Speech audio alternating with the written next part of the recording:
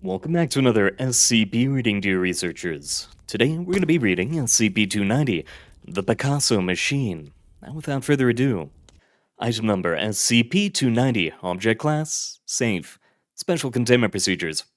SCP-290 is to be held in a 5 meter by 5 meter by 5 meter cell at Site-19. Personnel are forbidden from interacting with SCP-290 except during an approved testing procedure, and any personnel who attempt to do so must be terminated with any force necessary.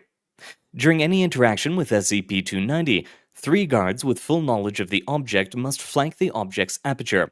Anyone other than Class D personnel attempting to enter must be removed from the object's cell. Subjects who undergo reconfiguration are terminated at the conclusion of experimentation.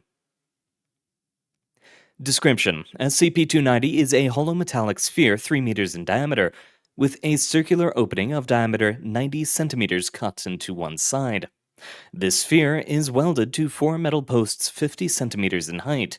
Scans have shown that SCP-290 is composed of a combination of aluminum and data expunged, many of which do not match any known atomic structure.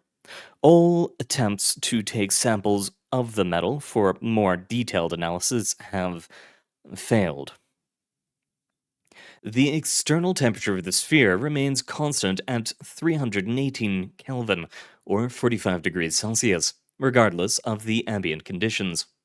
As no power source for the device has been found, how it maintains this temperature is as yet unknown.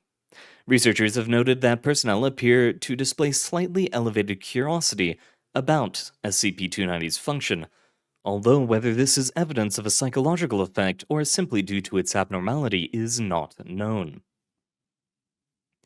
Should a subject enter SCP-290 through the circular opening, the aperture will shrink rapidly, rendering the inside section inaccessible. After 5 to 20 minutes, the aperture will reopen. No sound can be heard emanating from SCP-290 during this period. Subjects emerge from this process alive, conscious, albeit often in a state of extreme distress, but with their anatomy significantly altered.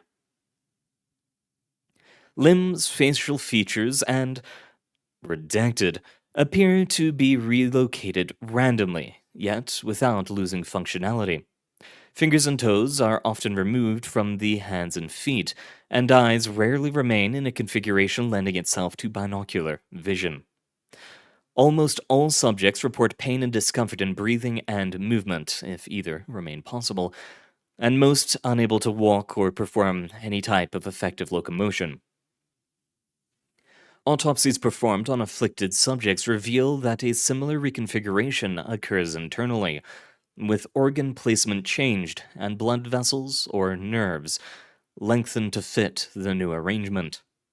Evidence of severe internal bleeding and hemorrhaging of other bodily fluids is often present, although subjects display none of the connected symptoms on retrieval from SCP-290, and no subject has died as a direct result of exposure to the object.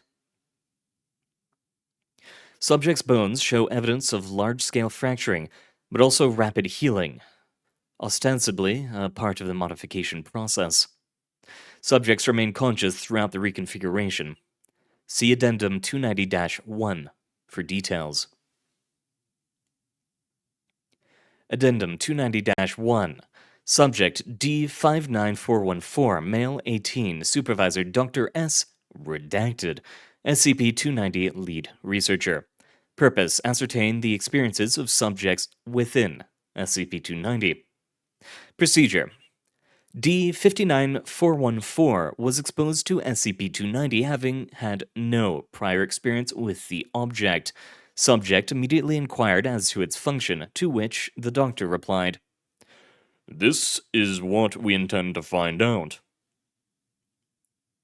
After several subsequent inquiries from the subject were rebuffed, subject was provided with an IR-sensitive video camera and ordered to enter the object. Subject complied without resistance. Aperture reopened 17.4 minutes after closure, and subject and video camera were retrieved. The video camera was heavily damaged during the experiment due to the subject's violent convulsions. and around 65% of the footage is unintelligible. A transcript of the video feed recovered from the camera follows. Video feed initially shows subject sitting calmly in the center of SCP-290, looking around and examining his surroundings by touch at intervals. This continues for around 2 minutes, at which point the subject begins clutching his chest and groaning.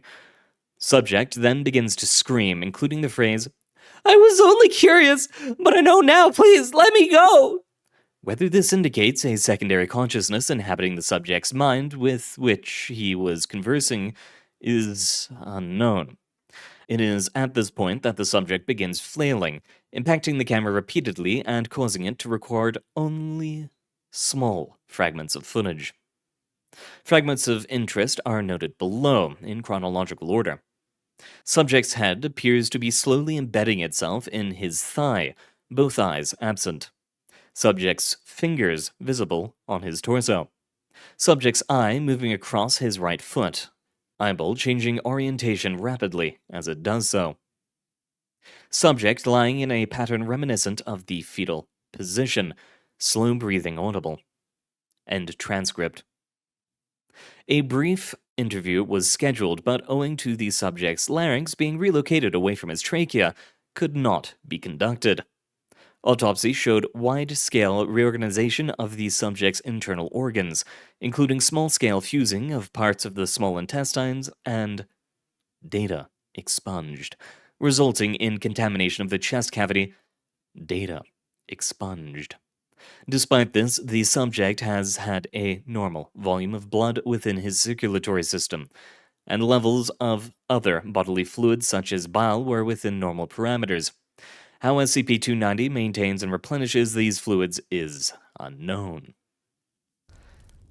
Okay, let's not put people into the weird body reorganization machine. I don't quite think it's necessary at this point.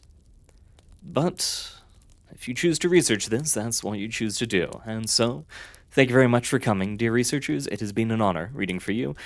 Dear God, do not put me near this thing. And good luck out there, everyone. It has been an honor.